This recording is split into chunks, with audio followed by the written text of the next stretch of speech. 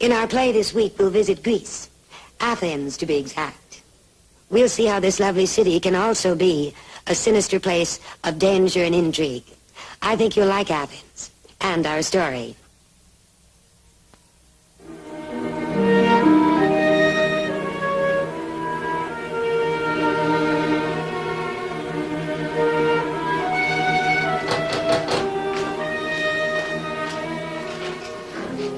Hello. I'm Miss Allen, Betty Allen. I'm here to see Mr. Camaris about the position of secretary and tutor.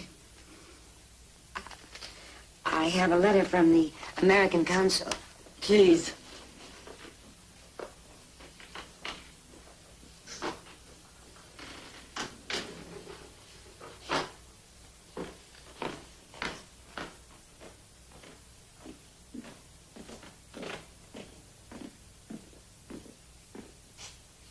One moment.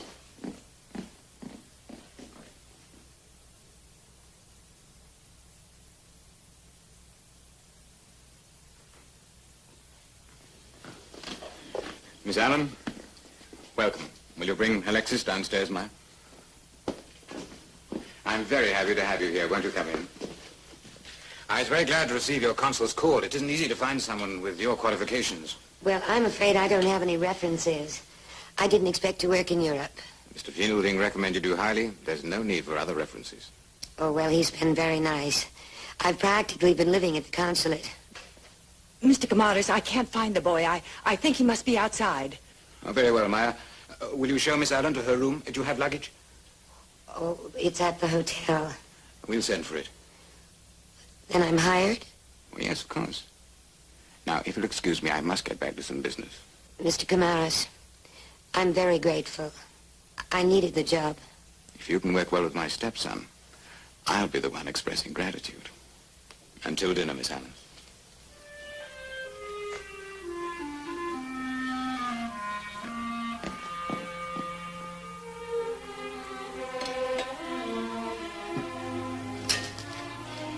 It was a lovely dinner. Thank you. Alexis, you're not eating. I'm not hungry. Oh, but you need to eat. I'm not hungry. Well, after dinner, you and I will have a talk about your studies. I hate to study. There's no need to be rude, Alexis. If you're not going to eat, perhaps it would be better if you left the table.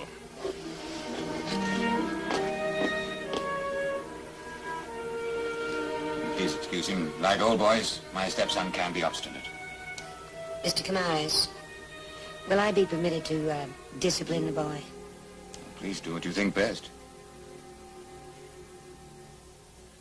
You're thinking I'm going to be the problem, not Alexis. No, it's... I see very little of him. I really don't represent much interference. You should watch Maya. She's much worse than I am. If you've finished, shall we have coffee in the study?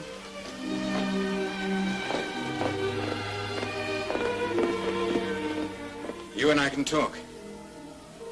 I'll acquaint you with the sort of correspondence you'll be handling, and with some of your other duties. Oh, and before I forget, I'll need your passport. Why? Well, under Greek law, all aliens have to file their passports with their employers. Oh, I see. All right. I should have asked you for it first thing. I'd better go and get it now. Oh, no, there's no trouble. I wouldn't want you to get in trouble with the Greek government.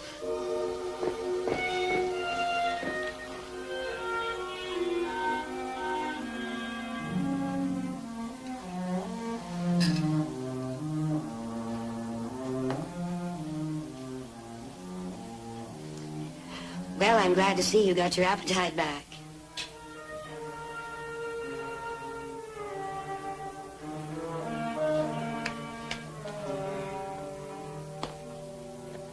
She's pretty.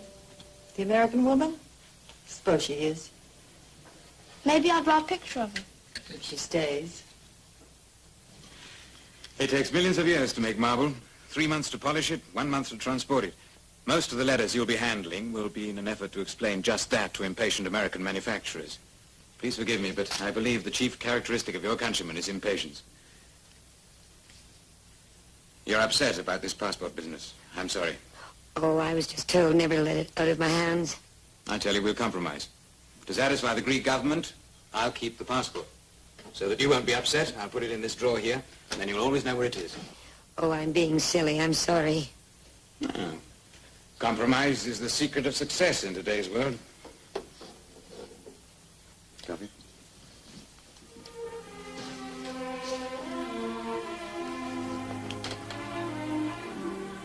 It's been a very long time since I've shared my after-dinner coffee with a beautiful lady.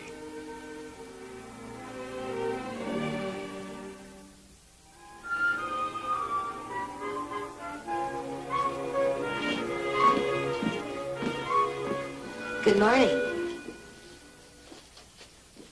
Oh, that's very good. Your father tells me you like mathematics. I don't. Well, we'll start off with some anyway. I understand you've been studying long division. Would you divide 25 into 200, please? Well, now, you needn't worry if you get some of the problems wrong. 8. That's fine. Now, let's see. 18 into 243.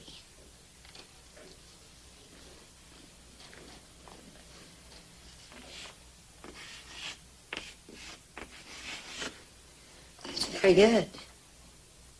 I can do any problem I want. I'll take that bet. How about some fractions? Give me the problems. All right. 23 3/8 into 565 1/2.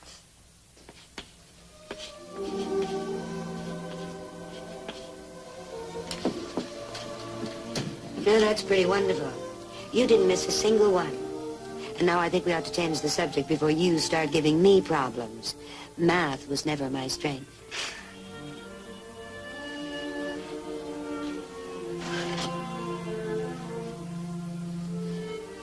Oh, that's wonderful. Did you do it? It's my mother. Oh, she's lovely. She's dead. Good morning. Good morning. How are we doing? Very well. Your son goes through math problems as if they were nursery rhymes.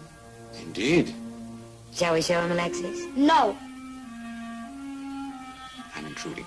No, you're his father. He's not my father. Alexis, please stay. Oh, no, it's more important that you get on with your lessons.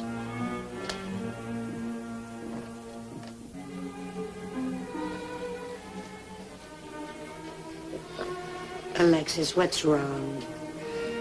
I hate him. I hate him.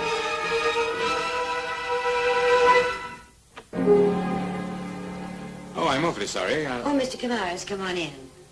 I was just grading some of Alexis' papers. And? Oh, he's a very bright boy. Every day I'm amazed all over again. You're very good with him. And I'm a little jealous. You spend almost all your time with him. You praise him, worry about him. All I get is half an hour at dinner and lunch and an hour for dictation in the afternoon, and you still call me Mr. Camaras. Oh, no, that's not altogether true. How many nights have we sat here and talked? I'm exaggerating. I remember every chat over coffee, every walk in the garden. What I'm trying to say, I suppose, is that it's wonderful having you here. For both Alexis and me. I wish you were two people so that we could both have you all of the time.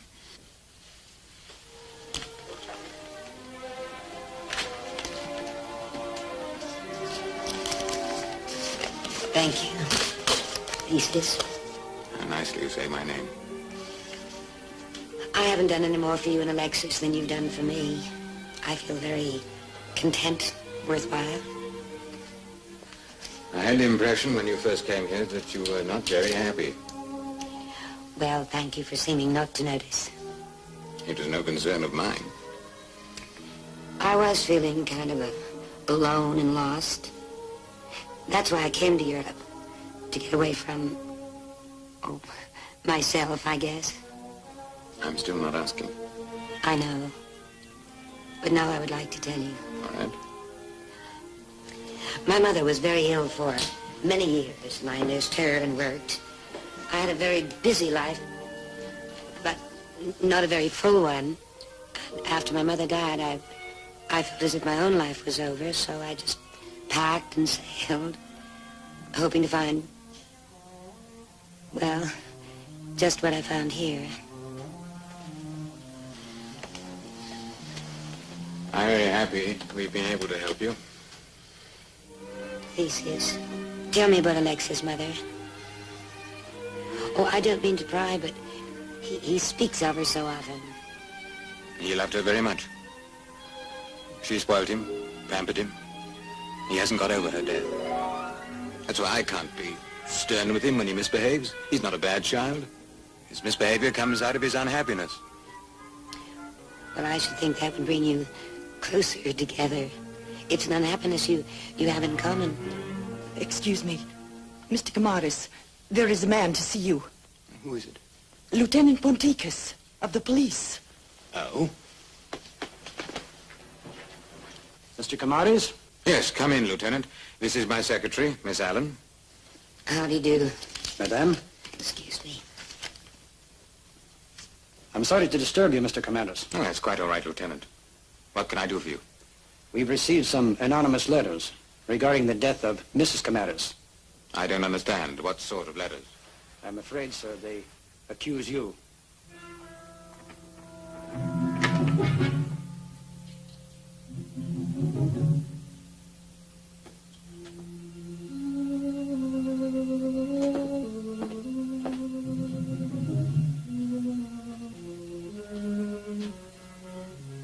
You weren't at dinner? Well, I wasn't hungry. You sound like Alexis. Am I being childish? Forgive me. No, not childish. Just worried and unhappy. Ever since Lieutenant Ponticus... No, it is nothing. Nothing important. I've put it out of my mind. You put it out of yours. You said you wanted more of my attention. I do. I want all your attention. And you know what I've begun wishing? That you'd never leave me. This house has become warmer, brighter because of you. It was dark and lonely for so long.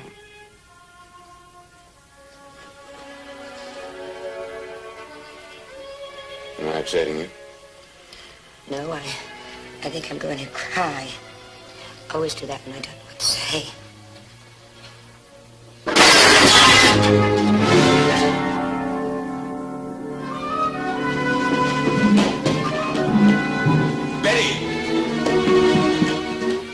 He didn't mean to do it. It was an accident. Oh, please, Miss. Maya! I was in his room. I saw. It was an accident. You could have killed your father. Do you know that? You could have killed him. I meant to. I meant to. I meant to. I meant to.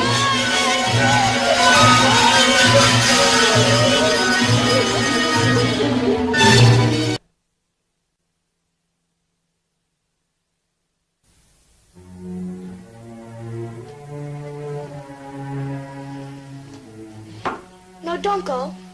Stay here and talk to me. I don't know what to say to you. You're angry with me. You go to sleep, Alexis. No, I don't want to. I want you to talk to me. All right, then. You can tell me why you hate your father so much. No, don't leave me.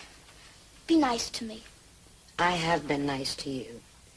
But I don't see that it's accomplished very much. Good night. Stay, and I'll tell you something. He killed my mother. He did, it's true. Don't say that. He's a murderer. Stop it. I won't tell you any more. You're on his side. I'm not on anyone's side. I don't care if you believe me.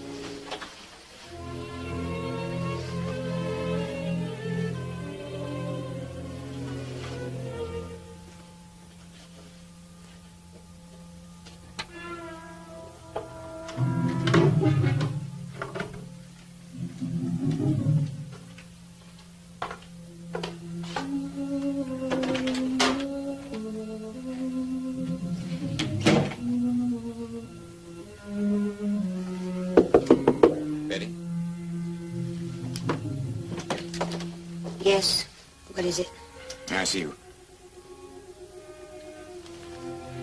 How's the boy? Oh, he's better. I thought you were coming back downstairs.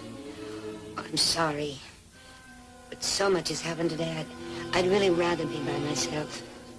All right, I'll leave you.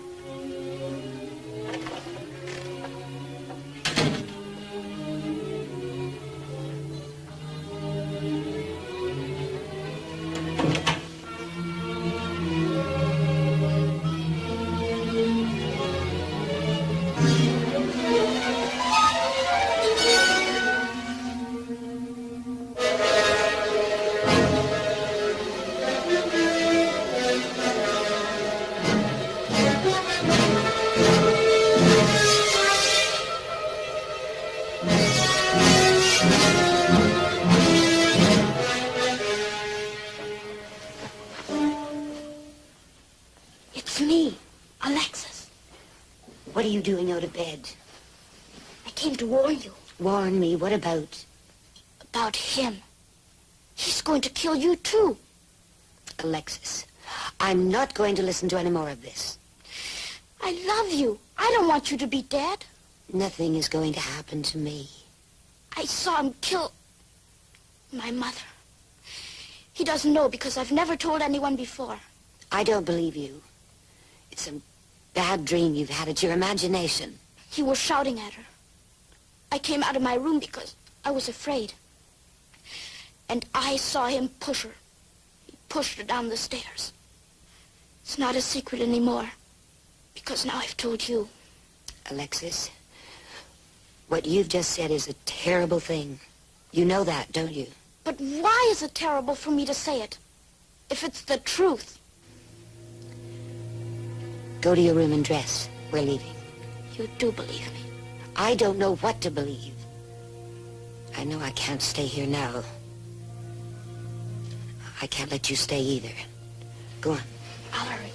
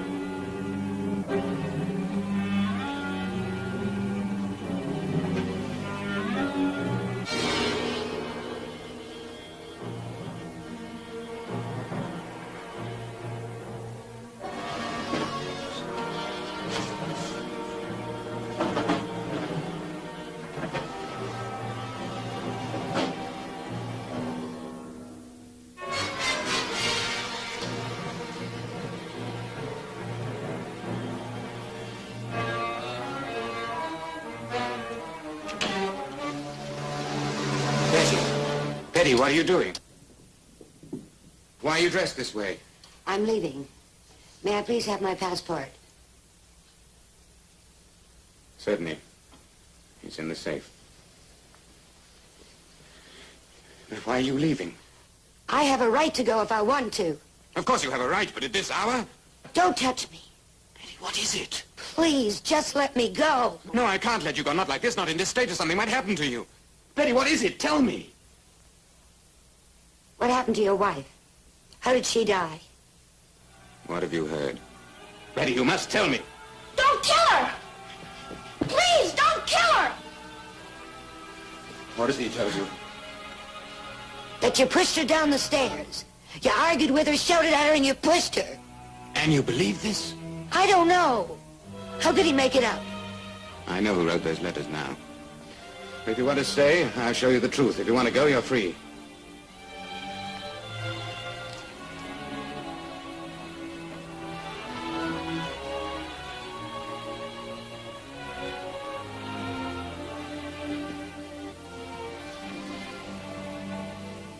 Where did your mother die, Alexis?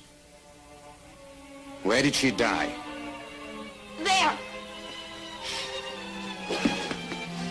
You pushed her and she fell. And she was dead. I saw her.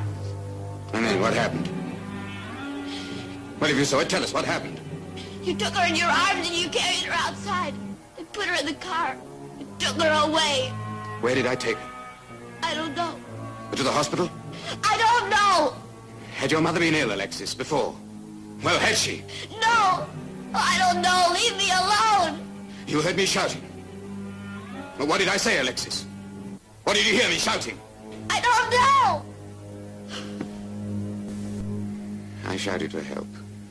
From the servants. From God.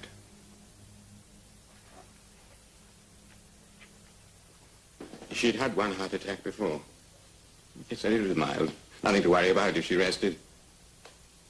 She was resting when the second one came.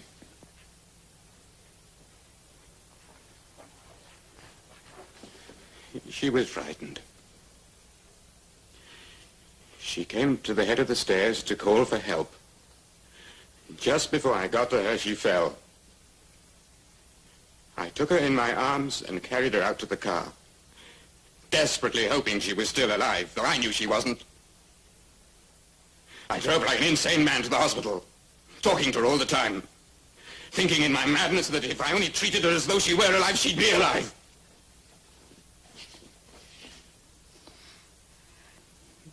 They pronounced her dead on arrival. I can show you the death certificate. Before we came to live here, she loved me. And then you took her away from me. Don't let him take you away from me, Betty. Please. Don't let him take you away.